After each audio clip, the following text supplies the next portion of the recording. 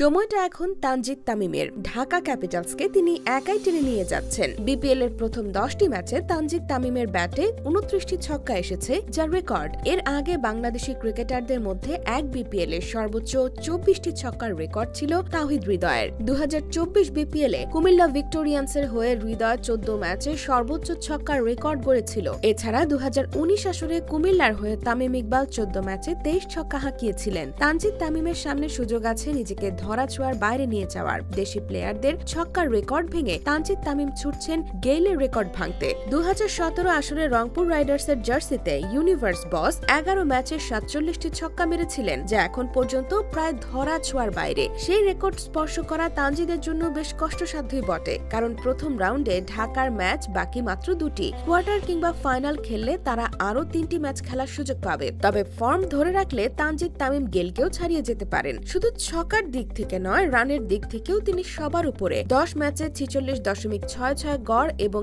143.83 strike রেটে তিনি 420 run করেছেন। এই ফর্ম তিনি চ্যাম্পিয়ন্স ট্রফিতে টেনে নিতে পারলে বাংলাদেশ যে কোনো কিছু ঘটাতে পারে। চ্যাম্পিয়ন্স ট্রফিতে বাংলাদেশের একটি ম্যাচ আছে ভারতের বিপক্ষে। এই ভারতের বিপক্ষেই তানজিদ তামিম 2023 বিশ্বকাপে দুর্দান্ত খেলেছিলেন। তার আইডল তামিম ইকবালও 2007 বিশ্বকাপে ভারতকে শাসন করেছিলেন। তামিম ইকবালের শূন্যস্থান পূরণে তানজিদ তামিমের নামটা সবার আগে আসে। অনেকে তাকে ছোট তামিম নামেও ডাকেন। সচিনের জায়গায় ভারত যেমন কোহলিকে পেয়েছে, ড্যাশিং ওপেনার তামিম ইকবালের জায়গায় বাংলাদেশ তেমন তানজিদ তামিমকে পেয়েছে। সম্প্রতি তামিমের কাছ থেকে তিনি ব্যাট উপহার পেয়েছেন। গণমাধ্যমে বলেছেন, যখনই সুযোগ পাই তামিম ভাইয়ের সঙ্গে কথা বলি। ওনার সাথে কথা বললে ভালো লাগে, আত্মবিশ্বাস বাড়ে। তামিম ভাইকে বলেছি সিএ কোম্পানিকে যাতে উনি একটু বলে দেয় এই ব্যাটের মতো একটা ব্যাট পাঠাতে। তানজিদ তামিমের ছোট্ট ক্যারিয়ারটা বেশ রোমাঞ্চকর। তামিমের বাবা চেয়েছিলেন ছেলে বড় হয়ে ডাক্তার বা ইঞ্জিনিয়ার হোক। ভালো পড়াশোনার জন্য তামিমকে শহরে আনা হয়েছিল। সেখানে পড়াশোনার বাইরে যে সময়টা পেতেন ক্রিকেট খেলেই কাটাতেন। স্কুলের পর প্রাইভেট টিচাররা আসতেন, এমনকি রাতেও টিচাররা আসতেন। তামিমকে বাসায় পেতেন না। ছোটবেলায় বাবা যখন অফিস থেকে ফিরতেন তখন দেখতেন তামিম বাসায় নেই, প্রাইভেট টিচার বসে আছে। তখন বাবা অনেক রাগ হতেন।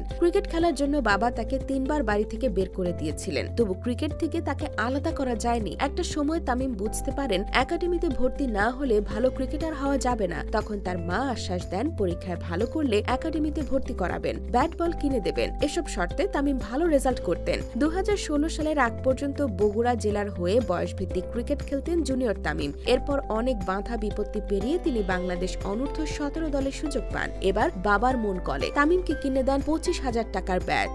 এরপর তিনি অনূর্ধ্ব 19 বিশ্বকাপ জিতেছেন। তবে ন্যাশনাল টিমে সুযোগ পাওয়ার ক্ষেত্রে তামিমকে কিছুটা ভাগ্যবান বলা যায়। ওয়ানডেতে ওপেনিং পজিশনের জন্য আহামরি কোনো বিকল্প ছিল না বিসিবির হাতে। নাইম শেখের ফর্ম ছিল যাচ্ছে তাই, আর তামিম ইকবালকে নিয়ে তো জটিল পরিস্থিতি তৈরি হয়েছিল।